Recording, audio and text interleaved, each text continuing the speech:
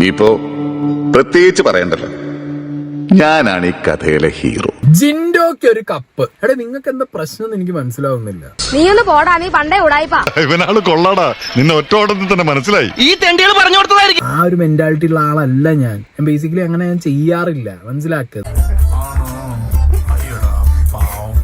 എന്താണെങ്കിലും അയ്യോ, ജിൻഡോക്ക് ഒരു കപ്പിന് സീക്രട്ട് ഏജന്റ് ഒരു പോസ്റ്റ് കാണാതെ നിങ്ങൾക്ക് ഉറക്കം വരുന്നില്ല എന്ന് അറിഞ്ഞത് കൊണ്ട് അയ്യോ, കേരളം കത്തിക്കോ നിങ്ങള്? നിനക്ക് വേറെ പണിയൊന്നുമില്ല ചെക്ക. എത്ര കിട്ടിയിട്ട് നീ എന്താ പഠിക്കാത്തെ? സീക്രട്ട് ഏജന്റ് ജിൻഡോനെ മറ്റേ അപ്രീഷിയേറ്റ് ചെയ്ത് പോസ്റ്റ് ഇട്ടില്ല എന്ന് പറഞ്ഞിട്ട് എനിക്ക് അതാ തോന്നുന്നത്. എന്റെ പൊന്നി, കാര്യങ്ങൾ കുറച്ച് വ്യക്തത കുറവുള്ളതുകൊണ്ട് എന്റെ ക്ലാസ് മാറ്റിയേക്കാം. ഇങ്ങനെയുണ്ടോടെ? ഞാനൊരു ഈബിൾ ജെറ്റ് പാൽകുപ്പിയാണ്. ഞാനൊരു ഈബിൾ ജെറ്റ് പാൽകുപ്പിയാണ്. ഇതിന്ന് ജിൻഡോ പാൽകുപ്പികളാണ്. പോയിന്റ്.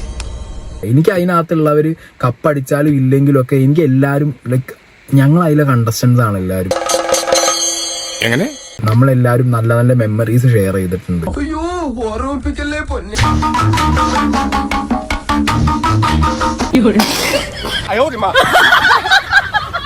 നമ്മളെല്ലാരും നല്ല നല്ല മെമ്മറീസ് ഷെയർ ചെയ്തിട്ടുണ്ട്.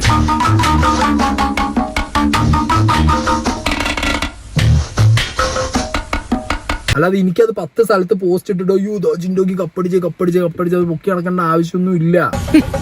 നിനക്കും ഞാൻ സുഖമില്ലാത്തോണ്ട് കുഴപ്പമില്ലട്ടാ. ഓക്കെ, പക്ഷെ ഈ കമന്റ് ബോക്സിനകത്ത് എന്റെ പൊന്നെ,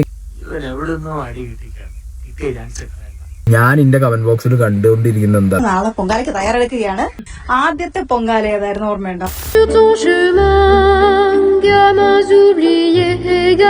ഞാനിതുവരെ ആരോടും പറയാത്തൊരു രഹസ്യമുണ്ട്. കേരളം അറിയാത്ത രഹസ്യം, ഇന്ത്യ അറിയാത്ത രഹസ്യം.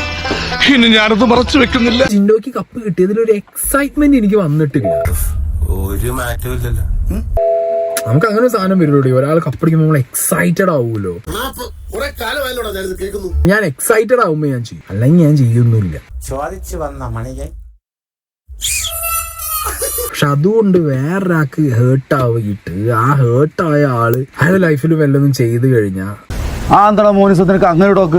ലൈഫിൽ നിങ്ങളെ ഒരു കമന്റ് കാരണം ആ വ്യക്തിയുടെ ലൈഫിൽ ഒരു ഇമ്പാക്ട് വന്നാൽ my God, sentimental and psychological move എന്ന് സംഭവിച്ചു കഴിഞ്ഞാൽ അതിന്റെ ഒരു കർമ്മ കിടക്കും.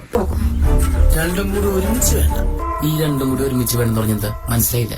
ഉപദേശവും നിനക്കൊന്ന് പൊട്ടിക്കരഞ്ഞൂടെ കുഞ്ഞിരാമ?